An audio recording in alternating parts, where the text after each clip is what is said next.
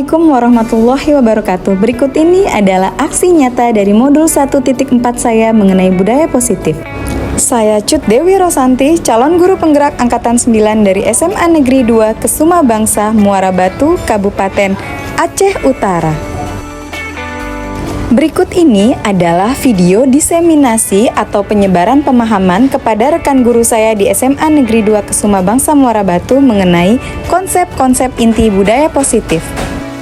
Berikut ini adalah slide-slide diseminasi budaya positif yang saya paparkan di hadapan rekan-rekan guru SMA Negeri 2 Kesuma Bangsa. Diseminasi ini saya lakukan pada hari Senin tanggal 23 Oktober tahun 2023.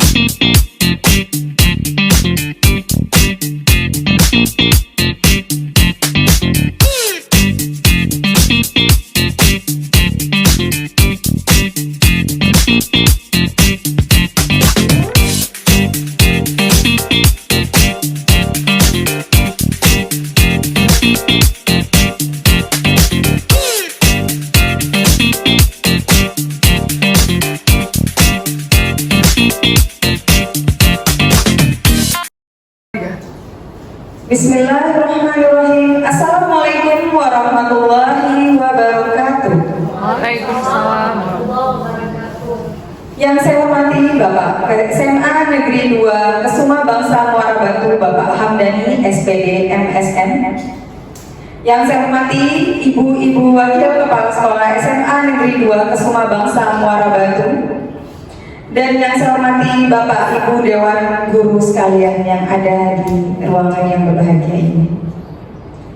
Puji syukur kita panjatkan kehadiran Allah Subhanahu wa Ta'ala yang telah memberikan kita nikmat iman, nikmat sehat, dan nikmat Islam hingga kita bisa berada di dalam ruangan yang berbahagia ini. Selawat serta salam kita sanjung-sanjungkan kepada Nabi besar Muhammad SAW yang mana membawa kita dari alam jahiliyah ke alam yang berilmu pengetahuan seperti sekarang ini. Baik Bapak Ibu, dalam kesempatan ini izinkan saya memaparkan tentang diseminasi budaya positif saya. Dirancang oleh saya sendiri, Cut Dewi Rosanti. Saya merupakan calon guru penggerak Angkatan 9 dari SMA Negeri 2 Kesuma Bangsa Muara Batu, Kabupaten Aceh Utara. Bapak Ibu, diseminasi ini bukanlah sesuatu yang baru mungkin dalam sekolah kita. Kita sudah melaksanakan budaya positif di sekolah kita, bahkan sejak sebelum ada diseminasi ini. Namun berikan saya kiranya memberikan penguatan yang mungkin budaya positif ini perlu kita kuatkan kembali untuk menjadi 100% full, insya Allah bisa kita terapkan. Bapak Ibu langsung saja Dalam konsep-konsep inti budaya positif ini ada 6 konsep yang akan saya paparkan. Yang pertama, disiplin positif dan nilai-nilai kebajikan universal. Yang kedua, teori motivasi, hukuman, penghargaan, dan restitusi. Yang ketiga, keyakinan kelas. Yang keempat, kebutuhan dasar manusia dan dunia berkualitas. Yang kelima, 5 posisi kontrol guru. Yang keenam, segitiga restitusi. Ada 6 konsep ini dalam budaya positif Bapak Ibu. Langsung kepada yang pertama. Poin pertama, disiplin positif dan nilai-nilai kebajikan yang universal. Ketika Bapak Ibu mendengar kata disiplin, apa yang terbayangkan dalam benak Bapak Ibu? Tentunya ada yang berpikir ini disiplin adalah sebuah hukuman, disiplin adalah sebuah ketertiban, sebuah peraturan, sebuah kepatuhan. Kata disiplin juga sering dihubungkan dengan hukuman, padahal sesungguhnya berbeda Bapak Ibu. Karena belajar tentang disiplin positif tidak harus dengan memberikan hukuman. Justru hukuman itu adalah salah satu alternatif terakhir dan kalau perlu tidak digunakan sama sekali. Bapak pendidikan kita, Bapak Suwardi Suryadiningrat yang dikenal dengan Ki Hajar Dewantara menyatakan bahwa di mana ada kemerdekaan, disitulah harus ada disiplin yang kuat. Sungguh pun disiplin itu bersifat self-discipline, yaitu kita sendiri yang mewajibkan, kita dengan sekeras-kerasnya, tetapi itu sama saja. Sebab jikalau kita tidak cakap melakukan self-discipline, wajiblah penguasa yang lain mendisiplinkan diri kita. Dan peraturan demikian itulah harus ada dalam suasana yang merdeka. Ki Hajar Dewantara dalam bukunya Pemikiran Konsepsi Keteladanan Sikap Merdeka cetakan yang kelima 2013 halaman 470. Bapak Ibu, dari kata-kata Ki Hajar Dewantara menyatakan bahwa untuk mencapai kemerdekaan atau dalam konteks pendidikan kita saat ini itu untuk menciptakan murid yang merdeka. Syarat utamanya harus ada disiplin yang kuat. Disiplin yang dimaksud adalah disiplin diri yang memiliki motivasi yang lahir dari dalam diri atau motivasi internal. Jika kita tidak memiliki motivasi internal, maka kita memerlukan pihak lain yang tadi dikatakan penguasa lain untuk mendisiplinkan kita. Tentunya hal ini tidak kita harapkan Bapak Ibu, tentunya kita mestinya berdisiplin dari dalam diri kita sendiri. Karena sesuatu yang berasal dari luar, bukan dari dalam diri kita sendiri, biasanya tidak bersifat permanen. Ketika tidak ada penguasa lain ataupun orang yang mengingatkan kita, kita akan kembali ke jalan kita seperti biasa. Seperti itu Bapak Ibu ya. Sebagai pendidik, tujuan kita adalah menciptakan anak-anak yang memiliki disiplin diri sehingga mereka bisa berperilaku dengan mengacu pada nilai-nilai kebajikan universal dan memiliki motivasi intrinsik bukan ekstrinsik seperti yang saya sampaikan sebelumnya Bapak Ibu. Yang diinginkan di sini adalah motivasi yang lahir dalam diri, yaitu intrinsik atau motivasi internal. Beberapa institusi atau organisasi pendidikan di bawah ini telah memiliki nilai-nilai kebajikan yang diyakini dan disepakati bersama. Mungkin berbeda-beda ya Bapak Ibu. Mungkin sekolah kita nilai kebajikan yang ingin ditampilkan adalah disiplin waktu, kemudian saling menghormati, nilai kebajikan dalam segi ibadah, keagamaan dan kerohanian. Dan di tempat lain tentunya ada nilai-nilai kebijakan juga. Nilai-nilai kebajikan yang ingin dicapai oleh setiap anak Indonesia dalam zaman kini, pendidikan Indonesia kita dicita-citakan untuk menjadi murid yang memiliki profil pelajar Pancasila Bapak Ibu. Kalau masih ingat Bapak Ibu, pernah saya sampaikan pada visi guru penggerak kemarin, profil pelajar Pancasila ada 6 dimensi ya Bapak Ibu. Yang pertama, dimensi beriman, bertakwa kepada Tuhan Yang Maha Esa dan berakhlak mulia. Ini saya rasa sudah dibiasakan di sekolah kita ya. Hampir di setiap hari pada awal pembelajaran kita mengawalinya dengan berdoa dan kita membiasakan juga dengan salat zuhur berjamaah. Juga pada Jumat pagi juga kita melakukan yasin bersama siswa. Kemudian yang kedua, mandiri, ya, di mana kita menuntun anak agar diharapkan mereka bisa melakukan apapun segala kegiatan mereka bisa dengan sendiri tanpa bersandar atau berpangku pada orang lain. Bernalar kritis, Bapak Ibu, tentunya diharapkan di sini siswa tidak langsung menerima hal-hal baru tanpa disaring atau difilter terlebih dahulu. Apalagi di sekarang ini kita lihat betapa majunya perkembangan digital Bapak Ibu ya, yang tentunya ada positif dan ada negatif. Diharapkan kita bisa memperkukuh para siswa-siswa kita, para murid kita untuk bisa memfilter mana yang cocok untuk untuk dibudayakan sesuai dengan adat istiadat di daerah kita, dan mana yang tidak cocok dibiasakan dalam adat istiadat di Indonesia khususnya. Kemudian berkebinekaan global. Dalam arti di sini kita yang beraneka ragam, beraneka ragam bahasa, beraneka ragam suku, beraneka ragam warna kulit, kita tanamkan kepada mereka untuk bisa menerima hal-hal yang beraneka ragam ini, termasuk juga berbeda pendapat, Bapak Ibu. Kemudian bergotong royong di sini tidak hanya bersih-bersih Bapak Ibu ya, walaupun bersih-bersih ini juga termasuk salah satu dari hal gotong royong.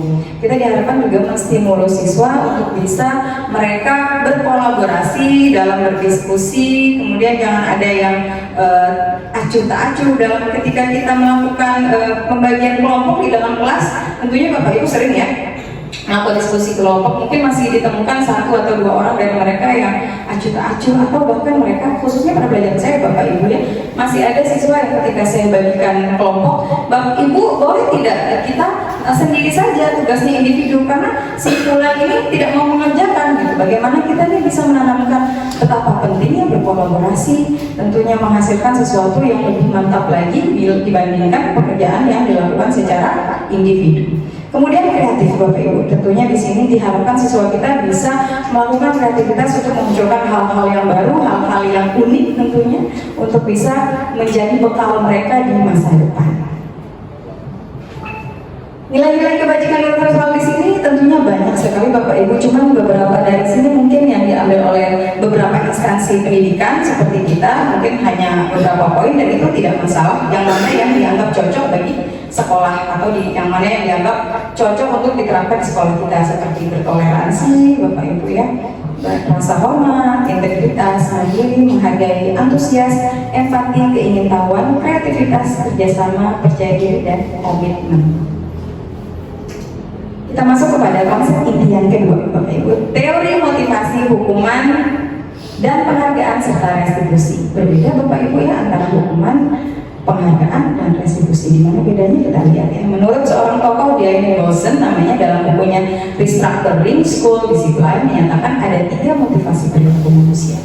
Poin 1 dan poin 2 ini yang tadi kita katakan bahwa motivasi ekstrinsik ya. Yang poin ketiga baru motivasi intrinsik. Yang satu untuk menghindari ketidaknyamanan atau hukuman. Seseorang atau murid kita Bapak Ibu melakukan suatu hal yang sesuai dengan aturan, bisa jadi karena takut akan hukuman Bapak Ibu ya. Jadi bukan lahir karena memang dia ingin patuh gitu. Ini yang diharapkan kalau bisa jangan Bapak Ibu, jangan cuma takut kepada kita, pada guru A kemudian pada guru B dia akan berlaku lain lagi. Hanya pada guru A dia akan patuh karena merasa takut akan hukuman, mungkin guru A memberikan hukuman, guru B tidak, maka guru B akan dilakukan semaunya dia begitu Bapak Ibu. Diharapkan tidak seperti itu ya. Kemudian yang kedua, untuk mendapatkan imbalan atau penghargaan dari orang lain. Ada yang melakukan yang kita perintahkan, yang kita tugaskan, yang kita instruksikan, tapi dengan mengharapkan hadiahnya apa Ibu kalau saya benar, kalau saya bisa mengumpulkan, adakah saya mendapatkan apresiasi Bapak Ibu, adakah mendapat hadiah kalau mereka menjawab seperti itu Bapak Ibu. Ada ditemukan Bapak Ibu?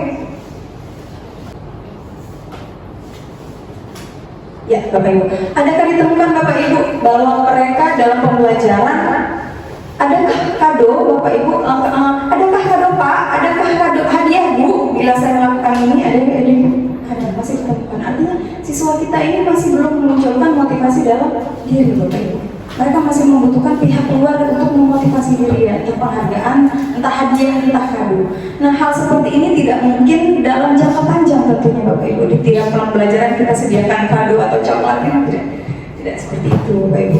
Seperti saya bilang, ketika ada guru lain mungkin tidak memberikan apresiasi seperti guru C, maka akan berlaku seperti adanya seperti itu, tidak ada laku yang berubah daripada dia.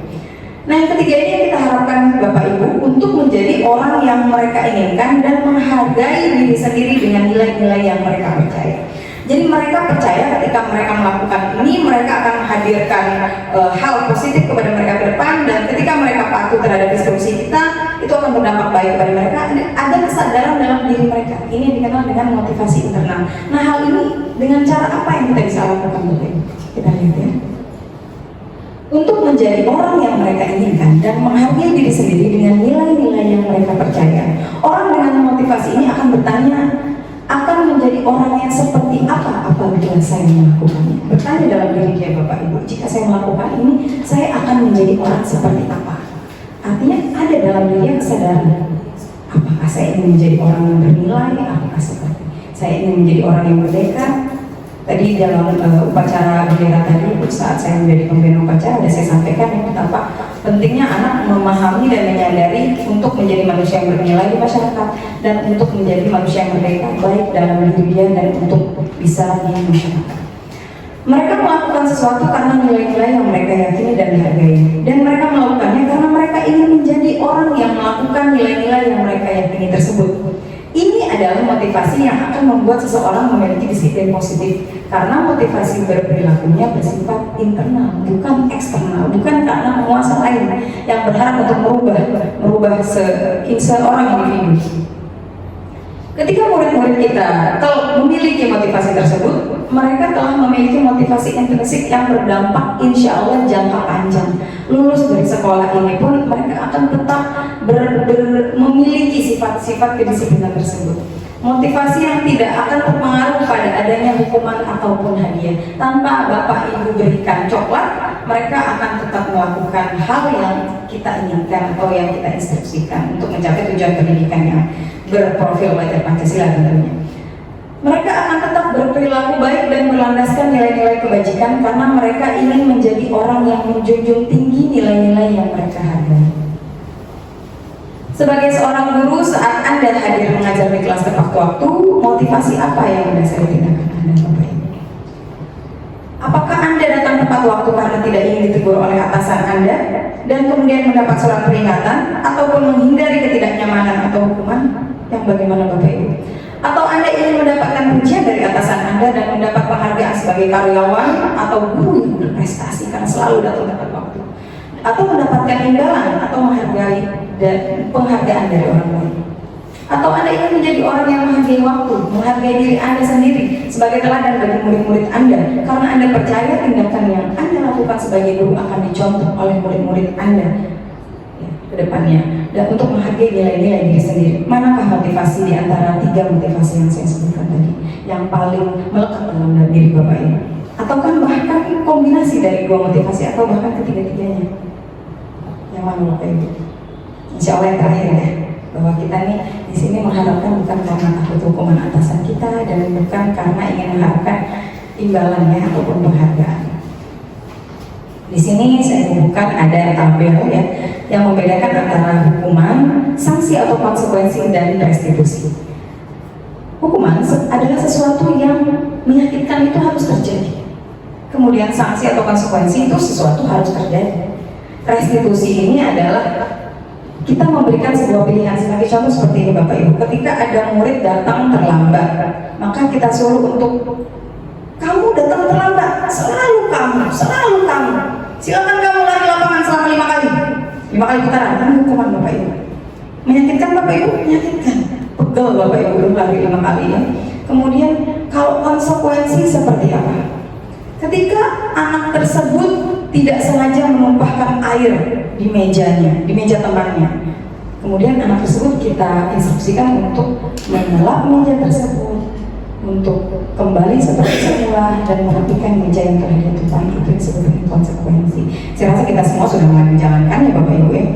Cuma mungkin hal baru di sini adalah restitusi. Kita memberikan pilihan kepada anak akan seperti apa dia ke depannya. Apakah dia akan tetap seperti ini? Seperti apa contohnya nanti ke depannya saya akan putarkan video apa yang membedakan hukuman, sanksi, dan restitusi. Sebenarnya tujuan di sini adalah menjadikan konsekuensi dan restitusi adalah identitas sukses. Jika hukuman ini adalah sebuah identitas siswa yang gagal, kita ubah menjadi identitas siswa yang sukses. Dengan sikap yang mereka jalani, gimana caranya sikap tersebut ini bisa menjadi lebih baik lagi untuk kedepannya. Dalam hukuman, murid atau anak belajar menyembunyikan kesalahan supaya tidak dihukum Bapak Ibu. Kalau konsekuensi, murid anak belajar ini akan ya taat peraturan. Tapi kalau restitusi, murid, anak dan akan belajar bagaimana cara memecahkan masalahnya. Nah, kalau di sini Bapak Ibu ada 5 tabel. Nomor 1, mencatat 100 kali di dalam buku dengan kalimat saya tidak akan terlambat lagi kalau terlambat ke sekolah. Menurut Bapak Ibu, poin nomor 1 ini hukuman atau konsekuensi? Hukuman ya Bapak Ibu ya. Betul, hukuman. Karena tidak hukuman dan tidak berdampak kepada anak setelah dia mencatat 100 kali, apakah besok dia akan tidak terlambat lagi? Begitu kan? Betul sekali Bapak Ibu. Yang kedua, lari mengelilingi lapangan basket 2 kali karena terlambat hadir ke sekolah. Hukuman, konsekuensi? Hukuman. Sepakat Bapak Ibu ini hukumannya. Membersihkan coretan yang dibuatnya di meja tulis, hukuman atau konsekuensi? Konsekuensi. Yes, konsekuensi sesuatu harus terjadi karena dia telah melakukan hal itu Bapak Ibu ya. Kemudian yang keempat, murid diminta untuk push up 15 kali karena tidak menggunakan masker ke sekolah. Hukuman. Itu tidak kena penyakit COVID tapi encok Bapak Ibu kalau push up 15 kali ya, tidak ada hubungannya dengan COVID-nya ya. Yang kelima, membersihkan tumpahan air di meja tulis karena tersenggol pada saat belajar. Konsekuensi. Good. Sepakat Bapak Ibu ya. Kita tahu di sini yang mana hukuman, yang mana konsekuensi.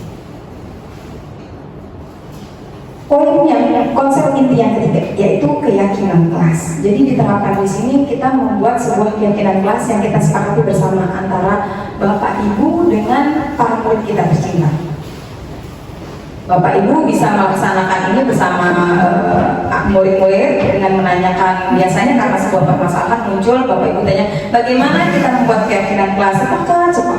Kemudian Bapak Ibu bisa menyebarkan kertas untuk mereka tulis kesepakatan keyakinan kelas yang seperti apa yang harusnya kita sepakati di kelas ini. Kemudian baru kita sepakati, kita tulis dalam sebuah karton yang kemudian kita tempelkan di dinding ya, supaya kita semua bisa meyakini. Dan jangan lupa berikan mereka untuk menandatanganinya sebagai tanda MOU gitu, kesepakatan bahwa kita sama-sama sudah sepakat dengan keyakinan kelas yang kita buat ini. Kemudian pertanyaannya adalah mengapa harus keyakinan kelas? Kenapa tidak peraturan kelas saja Bapak Ibu? Pembentukan keyakinan sekolah atau kelas ini bersifat lebih abstrak. Abstrak begini dalam artinya Bapak Ibu. Kalau selama ini kan kita menuliskan tidak boleh gitu ya, tidak boleh datang terlambat seperti itu ya. Tapi kalau dengan abstrak itu kata-katanya itu memang cenderung tidak langsung pada poin, tapi lebih positif Bapak Ibu. Sebagai contoh, datanglah tepat waktu. Jadi tidak kata tidak boleh. Kemudian yang kedua, keyakinan kelas ini berupa pernyataan-pernyataan yang universal, jangan bersifat khusus atau pada satu atau dua orang Bapak Ibu, tapi yang bersifat menyeluruh. Kemudian yang ketiga ini pernyataan keyakinan kelas senantiasa dibuat dalam bentuk positif. Jadi menghindari kata-kata dilarang, jangan gitu, diubah menjadi kalimat yang positif. Tidak boleh bersepatu warna-warni, bisa kita ubah dengan bersepatu warna hitam. Sekolah. Keyakinan kelas sebenarnya tidak terlalu banyak. Supaya apa? Supaya mudah diingat dan dipahami oleh semua warga kelas. Kalau ada 15 peraturan itu cukup banyak Bapak Ibu, kita sendiri tidak sanggup menghafalnya. Kemudian selanjutnya keyakinan kelas sebaiknya sesuatu yang dapat diterapkan di lingkungan tersebut. Karena tidak semua keyakinan kelas itu cocok kita terapkan di lingkungan kita. Sebagai contoh kita ambil keyakinan kelas dari SMA Negeri 1 Banyumas di Jawa Tengah Bapak Ibu. Terus kita taruh di sini karena kita lihat dari Google keyakinan kelas SMA Negeri Banyumas ini cukup bagus itu. Saya terapkan, kadang tidak cocok di sekolah kita. Maka lakukan keyakinan kelas yang menurut Bapak Ibu tepat dilakukan di daerah kita dan bermanfaat, berguna. Semua warga kelas hendaknya ikut berkontribusi dalam pembuatan keyakinan kelas lewat kegiatan cuan pendapat. Nah, tadi saya katakan bahwa berikan mereka kesempatan untuk berpendapat keyakinan kelas yang mana yang cocok disampaikan, diterapkan di kelasnya. Kemudian bersedia meninjau kembali keyakinan kelas dari waktu ke waktu. Keyakinan kelas ini tidak bersifat permanen, Bapak Ibu boleh Bapak Ibu tambah atau Bapak Ibu kurangi barangkali sudah terjadi sebuah keyakinan kelas yang positif di kelas Bapak Ibu, boleh Bapak Ibu kurangi dan bisa menambah dengan yang lain agar tidak terlalu banyak. Bagaimana prosedur pembentukan keyakinan sekolah dan keyakinan kelas? Yang pertama pertama mempersilahkan warga sekolah atau murid-murid jika ingin melakukan keyakinan sekolah, maka persilahkan seluruh warga sekolah kita atau murid-murid di sekolah untuk bercurah pendapat tentang peraturan yang perlu disepakati di sekolah atau kelas.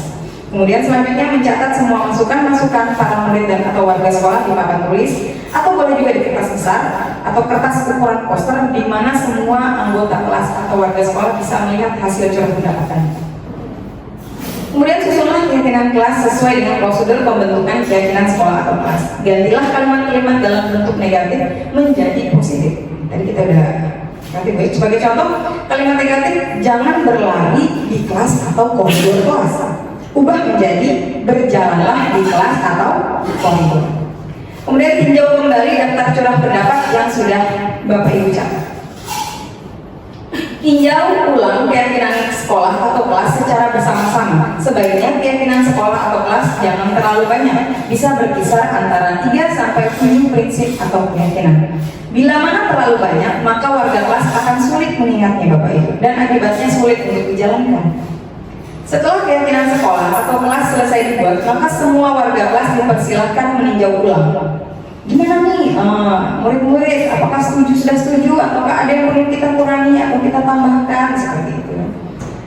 Keyakinan sekolah atau kelas selanjutnya bisa dilekatkan di dinding kelas di tempat yang mudah dilihat semua warga kelas. Jangan lupa memberikan tanda tangan Bapak Ibu kepada semuanya, termasuk Bapak Ibu yang sudah memberikan keyakinan kelas. Bapak Ibu juga harus mematuhi keyakinan kelas yang sudah disepakati bersama. Kita langsung ke konsep inti yang keempat, Bapak Ibu. Konsep inti yang keempat ini adalah kebutuhan dasar manusia dan dunia berkualitas. Sebenarnya sikap anak yang menurut kita cenderung bermasalah, dalam artian tanda kutip bermasalah di sini, kelakuan yang kita anggap tidak cocok, kelakuan mereka yang kita anggap tidak patuh, kelakuan yang kita anggap tidak taat peraturan, sebenarnya mereka ini menjalaninya masih tahap belajar Bapak Ibu. Mereka masih belajar untuk memenuhi kebutuhan yang mereka ada. Ada 5 kebutuhan Bapak Ibu. 5 kebutuhan dasar menurut teorinya Dr. William Glasser dalam bukunya Choice Theory. Dia mengatakan sesungguhnya manusia itu memiliki 5 kebutuhan dasar yang ingin mereka penuhi. Yang pertama adalah bertahan hidup. Yang kedua, kasih sayang dan rasa ingin diterima. Yang ketiga, kebebasan. Yang keempat adalah penguasaan. Yang kelima adalah kesenangan atau fun. Sebagai contoh begini Bapak Ibu, ada anak yang sering sekali ngambilin makanan teman. Makanan teman A, makanan teman B diambil. Protesan itu Bapak Ibu, ini si Fulan ini selalu mengambil makanan saya. Setelah kita selidiki, memang dia kelaparan ataupun dia bosan dengan makanan yang itu saja. Artinya dia memenuhi kebutuhan yang bersifat fisiologis, fisik, bertahan hidup. Atau ada siswa yang dia nih cenderung cari perhatian Bapak Ibu. Bisa jadi dia ingin memenuhi kebutuhan dasar yang kedua, yaitu love and belonging, atau cinta dan kasih sayang, atau rasa ingin diterima. Kita lanjut Bapak Ibu. Kebutuhan bertahan hidup atau kebutuhan dasar pertama, kebutuhan bertahan hidup atau survival adalah kebutuhan yang bersifat fisik atau fisiologis. Untuk bertahan hidup misalnya bersangkutan dengan kesehatan, bersangkutan dengan rumah, dan bersangkutan dengan makanan. Kebutuhan dasar yang kedua, kasih sayang dan rasa diterima, adalah kebutuhan untuk diterima di masyarakat. Dia ingin menunjukkan bahwa dia ingin masuk ke dalam sebuah kelompok, gitu, dengan melakukan hal-hal yang menurut dia itu cocok untuk saya lakukan, maka saya akan diterima di kelompok tersebut. Kebutuhan ini dan 3 kebutuhan berikutnya adalah kebutuhan yang sifatnya psikologis, berbeda dengan kebutuhan yang bertahan hidup tadi yang saya katakan fisiologis. Kebutuhan untuk disayangi dan diterima meliputi kebutuhan akan hubungan dan koneksi sosial, kebutuhan untuk memberi dan menerima kasih sayang, dan kebutuhan untuk merasa menjadi bagian dari sebuah kelompok. Yang ketiga, kebutuhan dasar penguasaan atau kebutuhan pengakuan atas kemampuan. Ia ingin menunjukkan bahwa dirinya lebih mampu dibanding yang lain. Ia ingin menunjukkan dirinya ahli di bidang ini. Ia ingin menunjukkan walaupun bersinggungan atau bergesekan dengan laku-lakunya dia dengan rekan-rekan atau lingkungan di sekelilingnya. Sebenarnya tujuan dia ingin menanggapi penguasaan. Seperti contoh Bapak Ibu, Ibu B itu nggak sanggup dia membuat saya jadi tertib. Siapa yang sanggup membuat saya jadi tertib? Saya akan melakukan hal semau saya. Hal itu dia ingin menampakkan bahwa dirinya lebih berkuasa, Bapak Ibu. Tentunya hal ini kan diperlukan sebuah strategi untuk memperbaiki laku dia. Kebutuhan ini meliputi keinginan untuk dianggap lebih berharga, bisa membuat perbedaan, dia berbeda dengan yang lain, dia ingin menampakkan seperti itu. Kemudian bisa membuat pencapaian, kompeten dan diakui serta dihormati. Ini meliputi self-esteem dan keinginan untuk meninggalkan pengaruh. Bangga bahwa dia adalah siswa yang mempengaruhi teman-temannya seperti itu.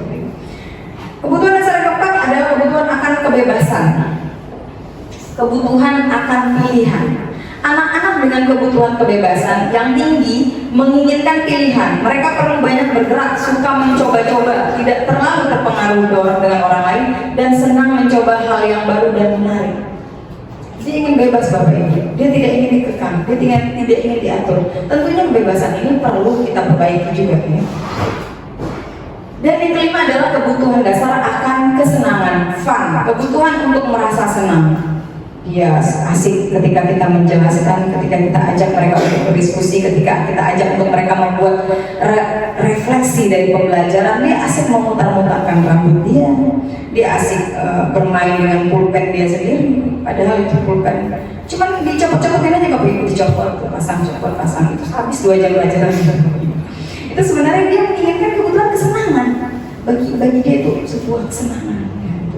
Kebutuhan akan kesenangan adalah kebutuhan untuk mencari kesenangan, bermain, dan tertawa. Anak-anak dengan kebutuhan dasar kesenangan yang tinggi biasanya ingin menikmati apa yang mereka lakukan. Mereka tidak berpikir, belum berpikir bahwa apa yang mereka lakukan apakah berdampak baik atau berdampak buruk bagi diri dia maupun orang di sekitarnya. Mereka juga bisa berkonsentrasi tinggi saat mengerjakan hal yang dia senangi. Sebagai contoh, Bapak Ibu suruh dia membuat skema, dia menggambar, Bapak Ibu menggambar sampai dia suka. Memang dia menyukai dan dia fokus, dia tidak peduli dengan Bapak Ibu mengajarkan ice breaking misalnya, ayo kita bernyanyi, gitu, seperti itu. Dan ini tidak terpengaruh Bapak Ibu. Kita beranjak ke konsep inti budaya positif yang kelima, yaitu ada 5 posisi kontrol guru. Posisi kontrol guru ini di modul 1.4 yang kami pelajari dalam pendidikan guru penggerak, ada 5 posisi kontrol yang saya rasa hampir semua kita sudah melakukannya. Tapi yang mana yang mendominasi ya Bapak Ibu kita lihat sendiri. Yang satu, kita bertindak sebagai penghukum. Yang kedua, kita bertindak sebagai pembuat rasa bersalah. Yang ketiga, kita bertindak sebagai teman. Yang keempat, kita bertindak sebagai pemantau. Dan yang diharapkan Bapak Ibu dalam budaya positif ini, kita bertindak sebagai manajer, pemberi solusi, dan memberikan keyakinan untuk mereka bisa menemukan pemecahan masalah sendiri. Seperti apa penghukum Bapak Ibu? Penghukum ketika orang tadi kita contohkan seorang anak yang datang terlambat, kamu lari 5 kali putaran. Kita bertindak di posisi kontrol di situ adalah sebagai penghukum. Bagaimana kalau pembuat rasa bersalah Bapak Ibu? Ketika kita jadi guru piket, misalkan saya jadi guru piket ya, datang siswa Budi misalkan, siswa Budi ini datang lagi. Budi lagi, aduh Budi lagi, kamu lagi. Bagaimana nih Ibu menulis di buku absen? Bagaimana jika beberapa atasan Ibu menanyakan masih saja ada siswa terlambat? Ibu nggak tahu ini mau nulis apa? Budi senang ya kalau Ibu dimarahin sama kepala sekolah. Itu tuh pembuat rasa bersalah. Bisa beda ya Bapak Ibu ya tadi ya. Pembuat rasa bersalah biasanya bahasanya cenderung lembut, tapi membuat anak tuh jadi nyes gitu Bapak Ibu. Kecewa kayaknya gara-gara saya nih bucut nih jadi marahin bapak sekolah misalnya. Yang ketiga, teman. Bapak Ibu, misalnya contoh saya mengajar Bapak Ibu ya, saya mau mengajar mata pelajaran sejarah ya, bicara tentang membedakan antara konsep berpikir sejarah sinkronik, konsep berpikir sejarah diakronik. Ya anak-anak, tapi siswa Amel misalnya, siswa Amel dan siswa Rudi asik bercanda seperti itu Bapak Ibu. Kemudian saya dalam posisi kontrol sebagai teman, saya akan bicara seperti ini Bapak Ibu. Ayolah Amel, bantulah Ibu. Ayolah Budi, kita belajar sama-sama ya Amel, demi Ibu, demi saya. demi kita. Nah itu posisi kontrol teman. Jadi biasanya berbicaranya lebih cenderung akrab. Gitu. Kalau pemantau, ini seperti ini Bapak Ibu. Kita menanyakan kepada mereka, nah kamu sudah terlambat nih nak ya? Iya. Berapa menit nak? 25 menit Bu. Ini sesuai tidak nih nak? Tidak sesuai Bu. Nah, kemudian hal apa lagi yang tidak sesuai dengan kamu hari ini? Nah pemantau itu biasanya menanyakan dengan aturan-aturan yang mana yang sudah dilanggar oleh anak tersebut. Oleh aturan yang pemantau, hanya menanyakan itu. Kamu sudah menyalahkan daripada tindakan-tindakan atau aturan-aturan yang nomor sekian. Itu posisi pemantau. Berapa menit kita sudah terlambat? 25 menit. Itu melanggar peraturan yang mana? Itu pemantau. Kemudian kalau posisi manajer begini Bapak Ibu. Baik Bapak Ibu, dalam posisi manajer, seorang guru akan memberikan kestabilan identitas dulu. Nah, hari ini kamu sudah melanggar identitas kelas kita yang mana? Atau keyakinan kelas kita yang mana? Keyakinan kelas datang terlambat Bu? Ya, betul. Kenapa kamu bisa datang terlambat? Dia akan menjelaskan, Ibu saya datang terlambat karena ternyata baju dan saya terburu-buru sehingga sepatu yang saya gunakan ini juga salah Bu. Bukankah kamu adalah pelari tercepat ya nak ya? Walaupun saya larinya cepat, tapi kalau misalnya saya sudah bangunnya sudah terlambat, maka saya akan datang terlambat Bu. Oke, kamu hari ini datang terlambat. Untuk kedepannya, bagaimana cara kamu untuk supaya tidak terlambat? Ini Bu, mungkin saya akan ngidupin alarm ya Bu ya. Hidupin alarm. Ya, kalau jam berapa kamu hidupin alarm? Jam 5 Bu. Ya bagus. Kalau selain alarm di rumah kamu adakah orang yang bisa membantu kamu bangun? Ada Bu, kakak saya Bu. Selain kakak kamu ada orang lain? Ada Bu, ibu saya. Nah, kita menanyakan keyakinan dia untuk memperbaiki lakunya. Hal itu yang disebut dengan posisi manajer. Ini diharapkan Bapak Ibu kita menjadi posisi yang manajer. Kita menanyakan karena yang tahu solusi daripada sikap anak adalah anak itu sendiri kan? Begitu ya Bapak Ibu. Mau kita bilang besok bangunnya lebih pagi lagi, dia tidak pagi lagi. Gitu ya. Jadi yang dia tahu bagaimana caranya supaya bangun lebih pagi ya dengan alarm dibangunin kakak atau bangunin ibu. Seperti itu. Kita lanjut Bapak Ibu. Mari kita simak video berikut ini. Video tentang 5 posisi kontrol guru.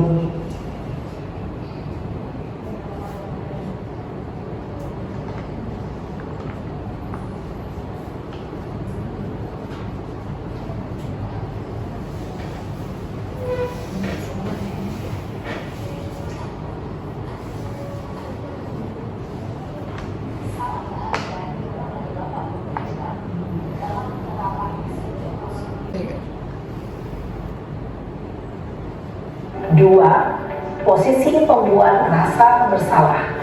3, posisi teman. 4, posisi pemantau atau monitor. Dan 5, posisi manajer.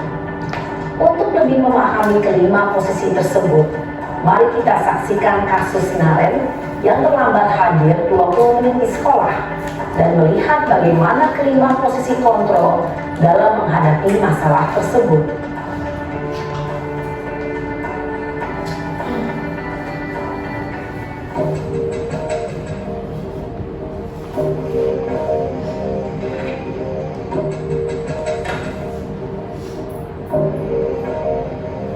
Naren, sini kamu. Selamat pagi Bu. Selalu terlambat.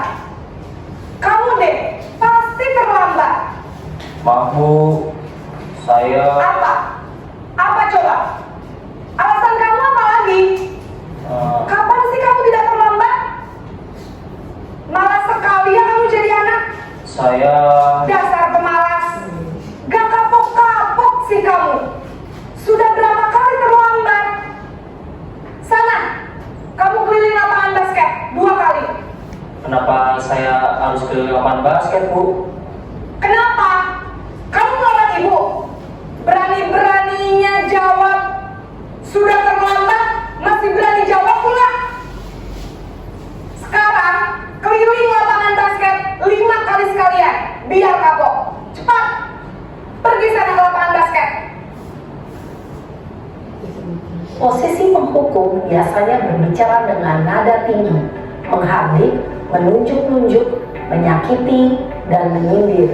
Hukuman bisa berupa fisik maupun psikis. Ibu dan bapak guru hebat. Dampak yang terjadi pada murid ketika guru berada pada posisi penghukum adalah murid cenderung akan memberontak, bahkan menyimpan dendam. Posisi membuat rasa bersalah.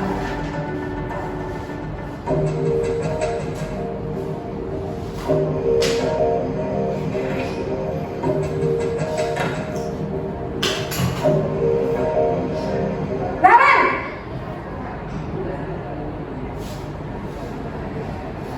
Selamat pagi Bu. Naren, kamu kenapa terlambat lagi, nak? Ya Tuhan, Naren, kamu senang ya bikin ibu susah ya? Kalau kamu terlambat lagi, nanti ibu yang ditegur bapak kepala sekolah, nak. Disangka ibu tidak bisa membina kamu. Duh, gimana ini? Maaf Bu. Duh, Gusti Naren, kamu suka ya kalau ibu ditegur bapak kepala sekolah? Terus, sekarang ibu harus tulis apa ini di buku absen? Ini kamu sudah sering terlambat loh. Ibu harus apa coba? Maaf Bu. Maaf sekali. Ya sudah, lain kali jangan bikin ibu susah lagi ya nak ya. Ibu tidak akan kuat lagi kalau kamu begini terus. Bisa jantungan kalau ibu tegur bapak kepala sekolah. Sana cepat ke kelas. Maaf ya Bu. Maaf sekali. Posisi pembuat rasa bersalah berbicara dengan nada tenang, cenderung lembut. Namun kata-kata yang diutarakan membuat murid merasa menjadi orang yang gagal, memandang buruk dirinya sendiri, merasa tidak berharga, dan tidak sanggup membahagiakan orang lain. Ketika guru mengambil posisi pembuat rasa bersalah, murid akan menganggap dirinya yang bersalah dan ia akan menyimpan emosi negatif tersebut di dalam dirinya. Posisi teman Bapak Ibu.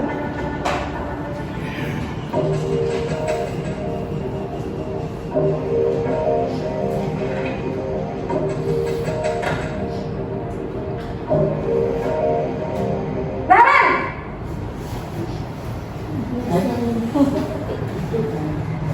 Selamat pagi Bu. Wah, sudah jam berapa ini nak? Terlambat lagi ya sayang. Iya Bu. Habis ibu saya lupa bangunkan saya Bu. Kamu malah menyalahkan ibu kamu. Kamu bukannya anak yang larinya paling kencang. Kok terlambat sih? Iya Bu. Saya memang terlambat bangun tadi. Jadi biarpun saya lari kencang, tetap gak kekejar Bu. Ya sudah sana. Nanti lain kali larinya lebih kencang lagi ya. Biar gak terlambat lagi. Bikin senang ibu demi ibu. Bisa kan? Bisa lah Bu. Ya sudah sana masuk kelas. Ibu beresin urusan absen kamu. Kamu ini ada-ada saja. Dalam posisi teman, guru berbicara dengan nada suara ramah, akrab, cenderung bersenda gurau untuk menjaga suasana tetap santai. Murid akan merasa senang, aman, dan akrab dengan guru. Identitas yang tercipta adalah identitas sukses atau berhasil. Namun, perlu diingat, karena ini masih dorongan eksternal, maka ada faktor ketergantungan dari murid kepada orang tertentu. Di sini, guru absennya, sehingga di lain waktu, murid bisa berperilaku baik, namun hanya kepada orang-orang tertentu saja. Posisi pemantau.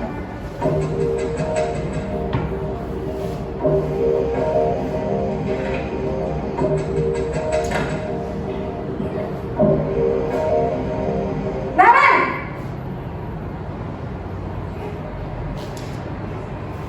Selamat pagi Bu. Naren, kita tentang jam berapa kita harus masuk sekolah, nak?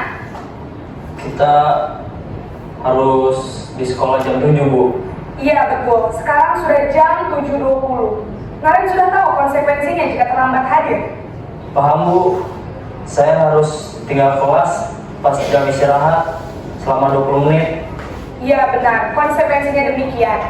Jadi nanti jam 9.30 pas istirahat, kamu harus tinggal di kelas, kerjakan tugas tambahan untuk ketertinggalan kamu, ya? Baik, Bu.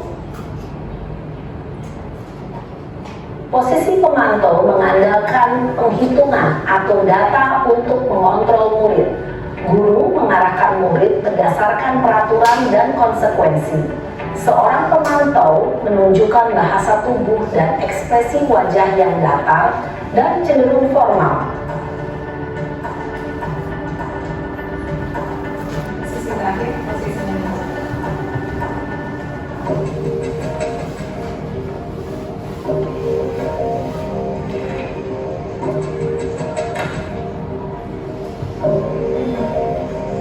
Naren!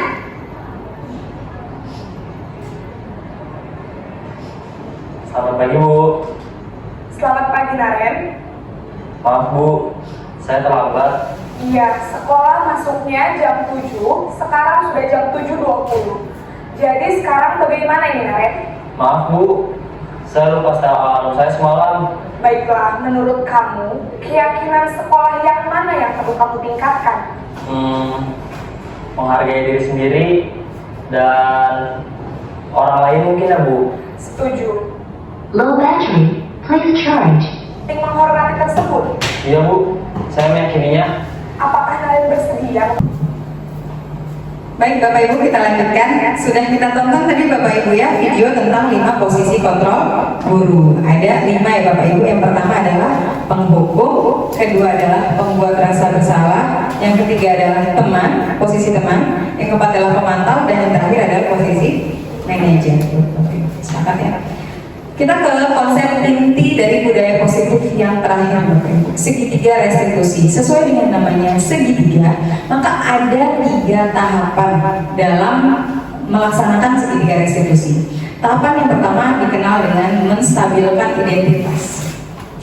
Kita di sini menanyakan hal apa yang sudah dilakukan oleh murid hingga berlaku demikian. Kemudian yang kedua, kita validasi tindakan yang salah. Sebagai contoh seperti ini.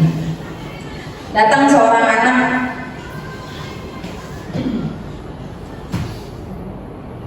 sebagai contoh seperti saya lanjutkan Bapak Ibu. Sebenarnya datang seorang siswa ke kita, wajahnya marah, betul marah Bapak Ibu ya. Kalau saya kemarin mempraktikannya pada siswa di E1, Bu Atunya Bu Maulizal ya. Maulizal ini saya minta bantuan untuk mempraktikkan segitiga restitusi dalam aksi kemarin Bapak Ibu. Jadi di situ Maulizal itu ceritanya saya buat dalam skenario dia ini sedang marah Bapak Ibu. Saking marahnya dia membentak-bentak teman di kelasnya.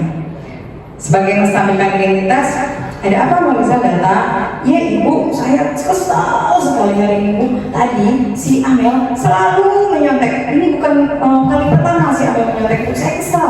Nah, itu menstabilkan identitas. Oke, setelah kamu kesal, apa yang kamu lakukan terhadap Amel? Ya saya bentak-bentak dia Bu. Saya bentak-bentak dia Bu. Mereka habis kesal Bu, gemes banget. Validasi tindakan yang salahnya? Baik. Selain membentak-bentak, untung saja kamu tidak melakukan hal yang lebih besar daripada itu. Kalau nggak lebih bahaya lagi tentu Ibu ya. Jadi kita iyakan dulu dengan tindakan yang salah ya. Baru kita tanyakan. Kemudian Maulizal, hal apa yang sebaiknya hal ini tuh tidak sesuai dengan keyakinan kelas yang mana? Nanti Maulizal mungkin murid kita menjawab ya, saling menghormati Bu. Habis saya kesel banget sih Bu, saya gemes.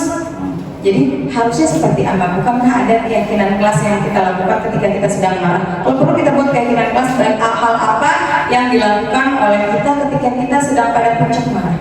Oh, ada Ibu. Seharusnya saya bisa lebih bersabar dan saya harus berpikir sebelum saya bertindak. Insya Allah saya kedepannya akan lebih baik lagi. Hal itu berarti kita sudah melakukan segitiga restitusi pada 3 tahapan. Segitiga restitusi ini apa sih Bu? Sebuah strategi yang dapat dilakukan sebagai proses menciptakan kondisi menuntun murid untuk memperbaiki kesalahan-kesalahan yang telah mereka lakukan. Ini bentuk segitiga restitusi Bapak Ibu. Pada sisi pertama adalah menstabilkan identitas. Seperti apa menstabilkan identitas? Kita akan mengatakan pernyataan-pernyataan seperti ini. Setiap orang pasti pernah melakukan kesalahan. Ibu pun pernah dong melakukan kesalahan seperti itu. Kamu bukanlah satu-satunya yang pernah melakukan ini. Bikin dia terbangun motivasi Bu.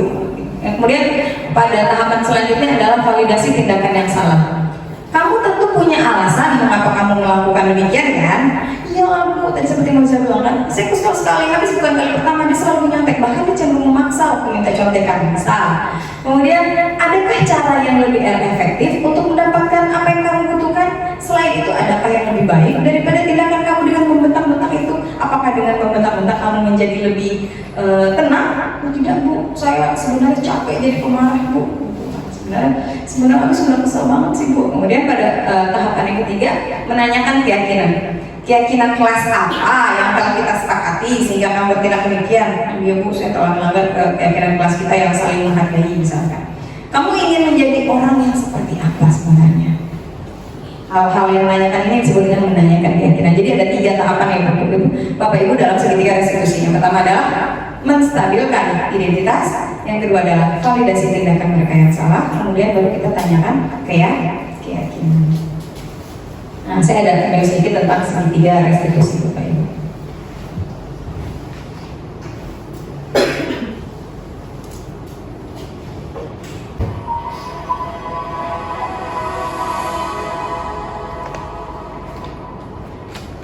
Restitusi dikembangkan oleh pakar pendidikan dari Boston, berlandaskan pada teori kontrol Dr. William Glaser. Segitiga restitusi adalah suatu proses dialog yang dijalankan oleh guru atau orang tua agar dapat menghasilkan murid yang mandiri dan bertanggung jawab. Pada saat guru di posisi manajer, aspek yang dikembangkan pada murid adalah motivasi intrinsik, sehingga penanaman nilai-nilai kebajikan dapat tumbuh dan berkembang menjadi suatu kebiasaan positif yang akhirnya membentuk karakter murid.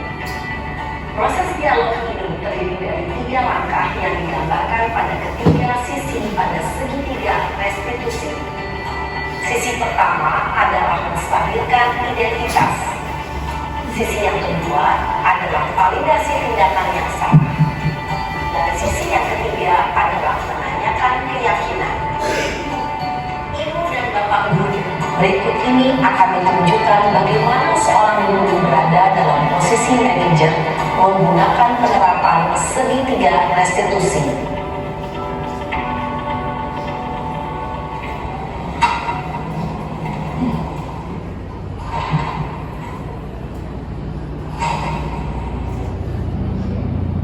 Siang Sarah.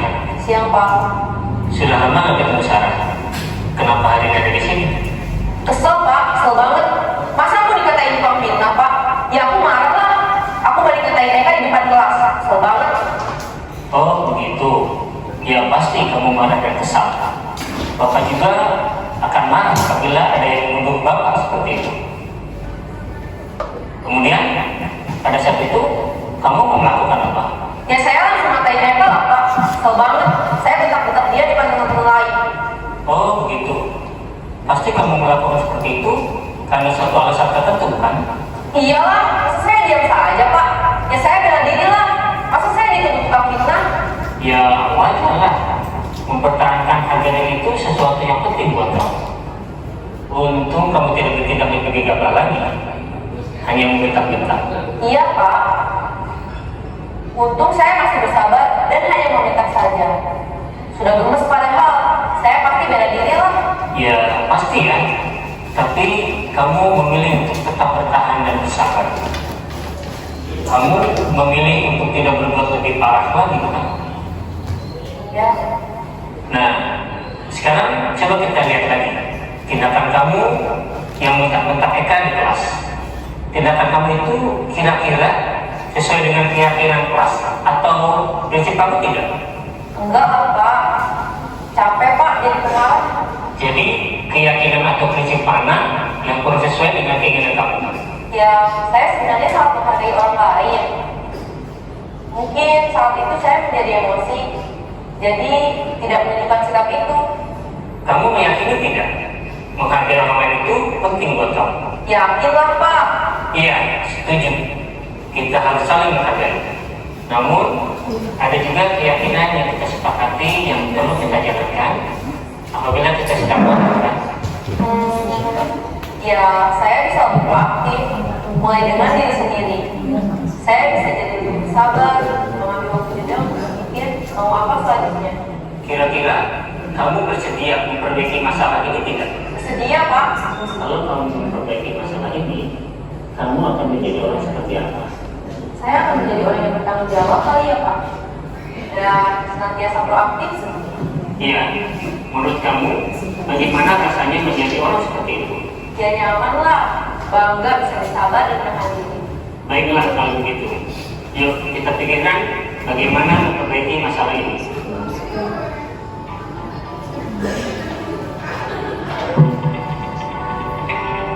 Dan Bapak Guru hebat.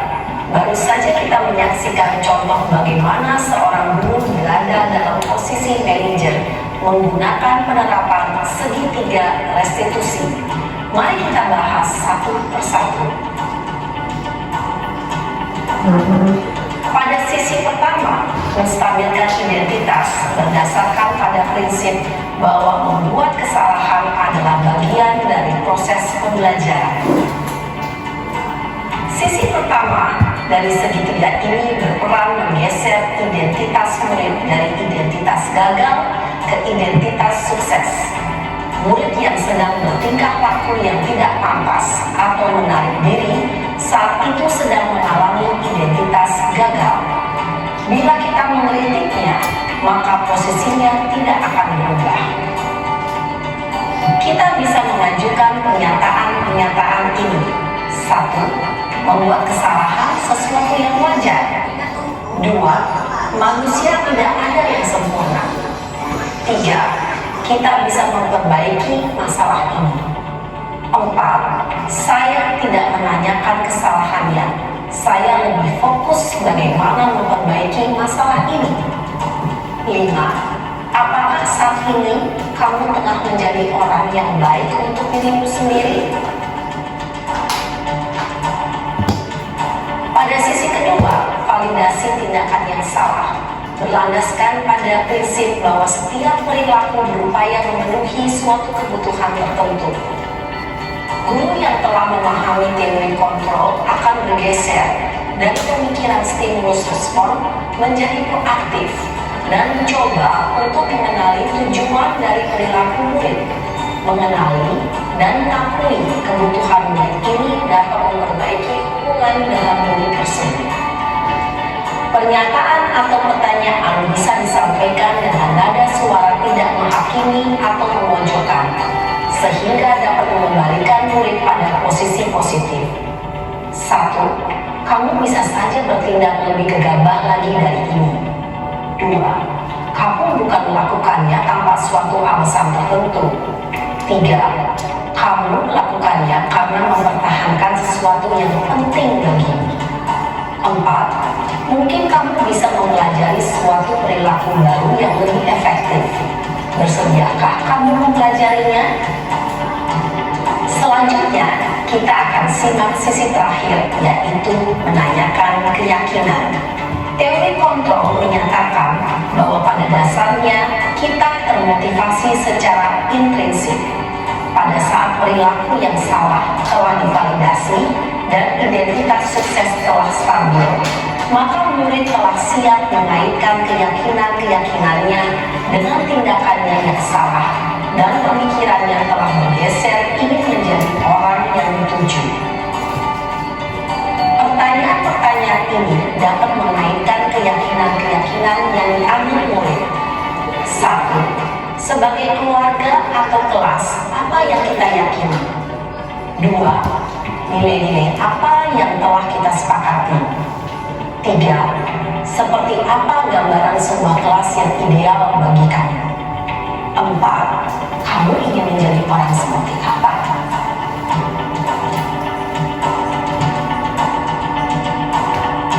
Dalam menerapkan segitiga restitusi, perlu diperhatikan beberapa hal, yaitu: 1. Perilaku yang salah perlu dikaitkan dengan nilai-nilai atau keyakinan-keyakinan yang telah disepakati atau dituju. 2. Kesediaan orang yang melakukan kesalahan untuk memperbaiki masalah. 3. Pemecahan masalah sebisa mungkin relevan atau memiliki hubungan dengan masalah yang ada. 4. Usaha. Perlu adanya suatu usaha perbaikan dari pihak yang berbuat kesalahan. 5. Waktu. Perlu didedikasikan waktu dari pihak yang berbuat kesalahan. Tanyakan kapan akan mulai diberlakukan usaha untuk memperbaiki masalah. Dengan memahami struktur penerapan segitiga restitusi, diharapkan guru dapat menerapkan posisinya sebagai manajer dengan mengajukan pertanyaan-pertanyaan bermakna yang dapat membuat murid menjadi lebih percaya diri, bertanggung jawab, dan mandiri. Nah, ibu bapak guru perlu tidak mengikuti ketiga tahapan dalam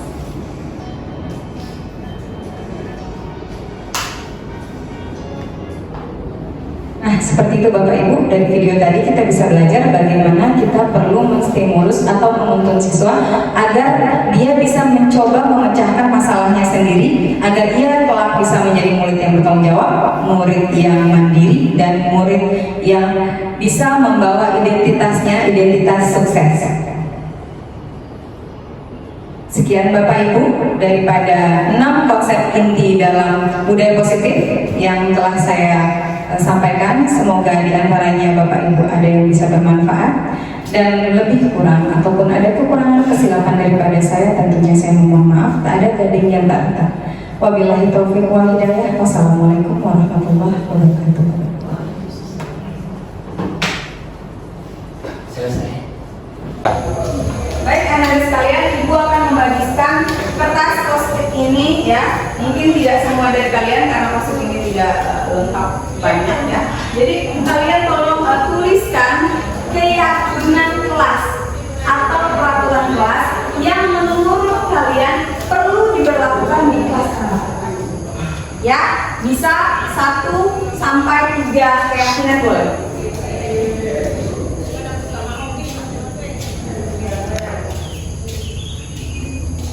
Boleh ya, berdua sama kawan tulis yang mau nih menurut kalian diperlukan dalam peraturan kelas ini. Rizky masih melanjutkan ujian usulan ya? Enggak, belum. Tapi Rizky boleh menulis ya nak ya? Menurut kamu perlu gitu. Silakan ditulis peraturan kelas apa yang perlu ditegakkan di kelas ini, perlu diterapkan, dan kita semua membersamainya sama-sama patuh. Perlu tulis nama? Nggak perlu. Tidak perlu tulis nama kalian. Kasih waktu.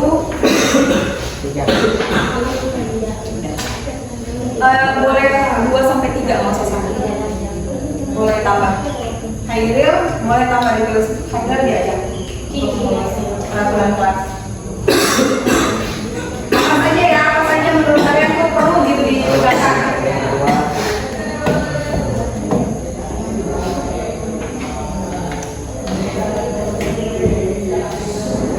Peraturan. Gimana? Ikram, Sami.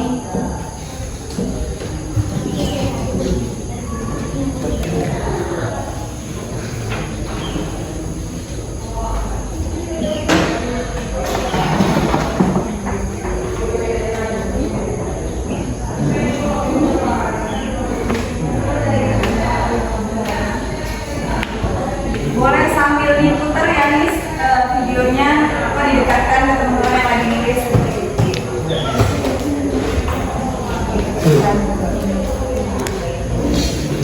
Ini Wan. Paano ba balik? Gimana lupa yung mga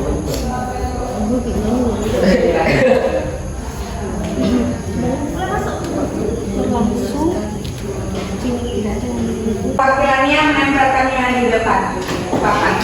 Silakan tempelkan.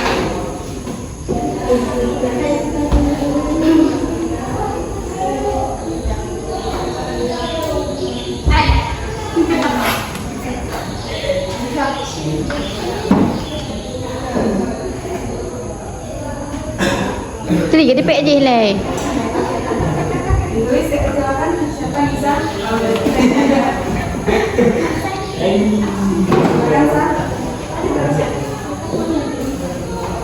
Abdal sudah selesai nah. Silakan Ikram ditempel ke depan. Nggak apa-apa. Abdal silakan ditempel. Ditempel nah.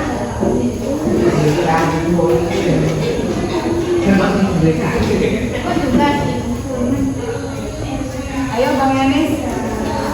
Jangan sama ya dengan teman ya. Kan pengennya beda-beda. Udah ya ini. Kita sudah membuat peraturan atau keyakinan kelas jadi positif bukan? Sudah ya. Ibu baca ya. Di sini ada di saat jam pelajaran berlangsung, para murid tidak boleh berbicara dan ribut di dalam kelas. Itu kalau ditulisnya di sini apa ya berarti ya? Menjaga. Berarti apa? Menjaga ketertiban ya. Ketertiban di kelas. Boleh gitu ya? Kata-katanya ya biar lebih kata keyakinan kelas sebaiknya dibuat berbahasa yang positif dan harus singkat tapi mudah dimengerti. Gitu. Jangan terlalu panjang kan nggak dapat ditempel di tangan dia. Yang kedua di dalam kelas tidak boleh buang sampah sembarangan. Bahasa positifnya apa? Yang bagus. Dilarang buang sampah. Iya, dilarang itu bukan kalimat positif. Kalimat positifnya apa? Menjaga kebersihan. Ibu, kalimat positif itu apa? Kalimat yang tidak pakai kata dilarang dan jangan. Kalau jangan buang sampah itu kan kalimat negatif ya. Ada jangan gitu, ada dilarang. Jadi jangan membuang sampah sembarangan, boleh dirubah kalimat positifnya jadi menjaga kebersihan. Selalu aktif di saat ibu guru memberikan tugas pelajaran. Nomor 3-nya apa berarti bahasanya? Murid harus aktif belajar. Bukan aktif apa ya? Nomor 4, lebih tepat waktu ke sekolah. Berarti gimana bahasanya nih? Datang tepat waktu. Tidak boleh keluar masuk tanpa izin dari guru. Ini masuk ke menjaga ketertiban ya? Menjaga ketertiban udah ya, nggak perlu tulis berarti ya. Sorry. Dilarang membuang sampah di dalam kelas dan tempat laci. Itu udah nomor 2 ya. Tidak boleh berkata kasar. Tidak boleh berkata kasar gimana nih? Boleh kita ganti dengan bicara sopan dan santun. Santun bukan santan ya. Yang selanjutnya tidak membuang sampah sembarangan, udah ya. Tidak keluar masuk di saat jam pelajaran dimulai, udah tadi ya.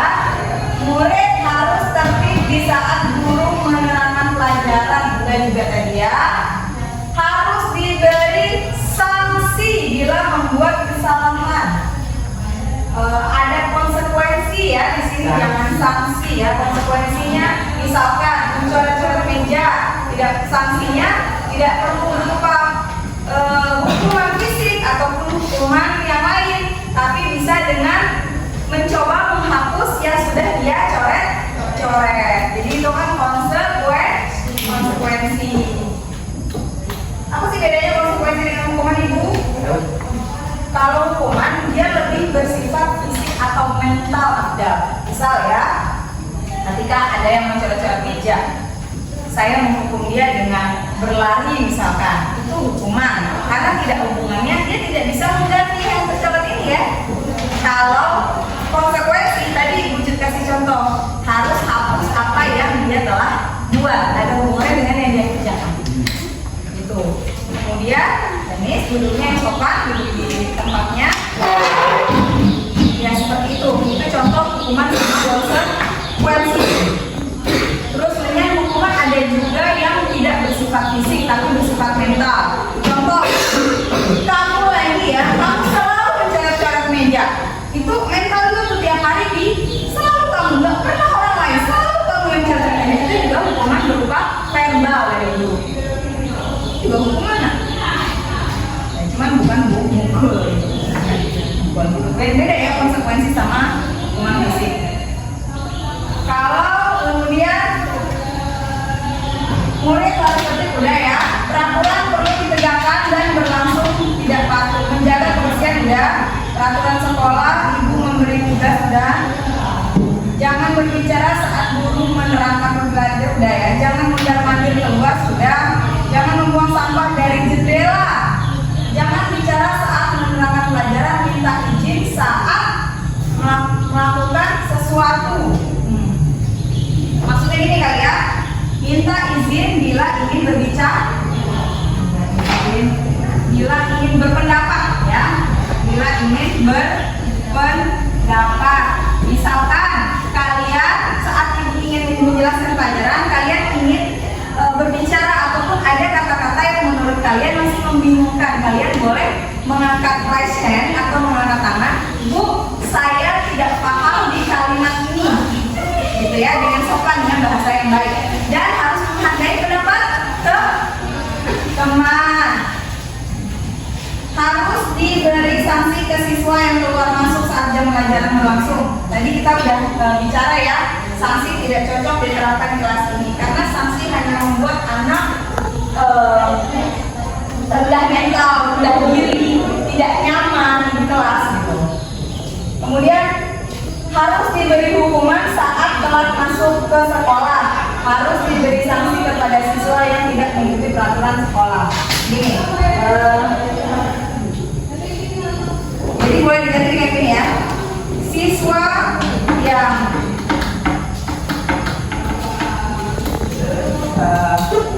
tidak tertib mesti mendapat konsekuensi.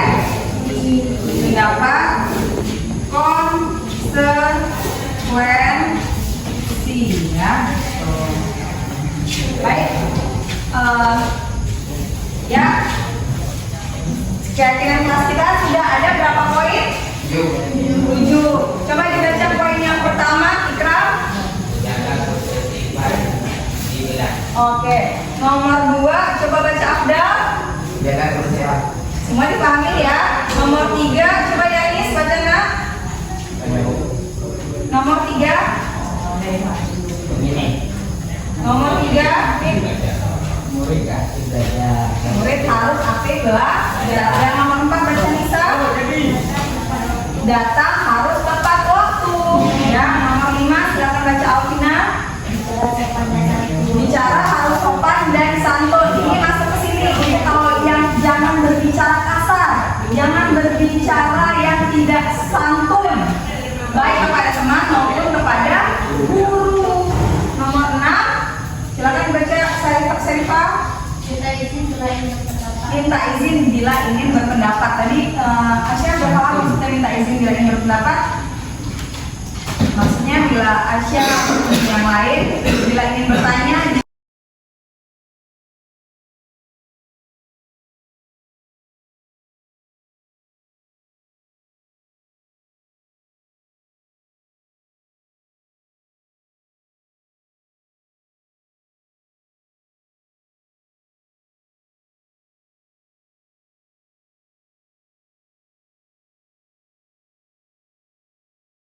Sini nak tanda tangan.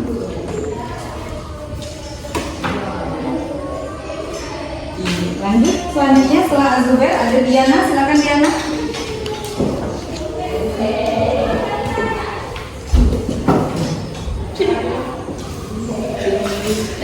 Setelah Diana silakan Diva.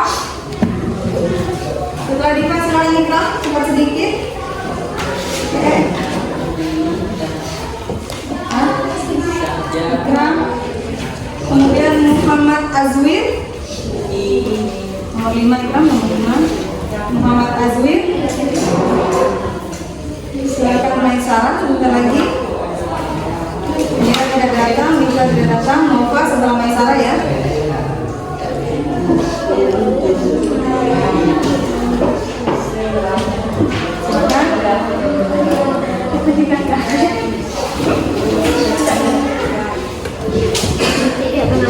Nova langsung di belakangnya. Naila silakan di belakang Nova. Naila, kemudian Nur Aula silakan. Nomornya sesuai dengan ini ya. Nur Aula di nomor 9. Rizka Munaya setelah Nur Aula silakan. Rizka Munaya. Setelah Rizka Munaya lanjut Rizka Yani. Firdaus. Firdaus. Firdaus banyak saya lanjut ke dikit. Lanjut ke Rizatul Munawara setelah Rizky Firdaus. Rizatul Munawara. Setelah itu setelah Rizatul Munawara Tasya Kita.